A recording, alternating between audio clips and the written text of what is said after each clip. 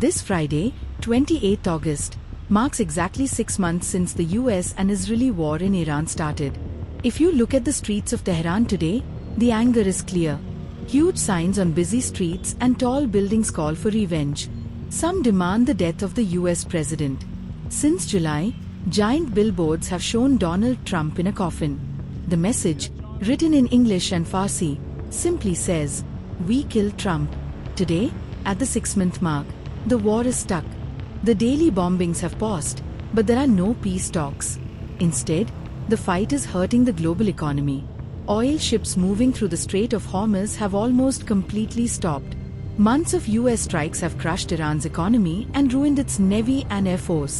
But Tehran still has one major card to play. They have enough drones and missiles to threaten any oil ship that tries to pass through the water. For the United States, the main goals of this war have not been met. First, President Trump wanted to take apart Iran's nuclear program. Right now, no one knows what is happening with it. UN inspectors have been locked out of the country since 2025. Second, the US hoped the pressure of war would make the Iranian people overthrow their religious leaders. That hasn't happened either. Meanwhile, the human cost keeps growing. Thousands of Iranians have been killed. That includes 168 school children who died on the very first day of the war. On the American side, 18 military members have died, and more than 750 have been wounded.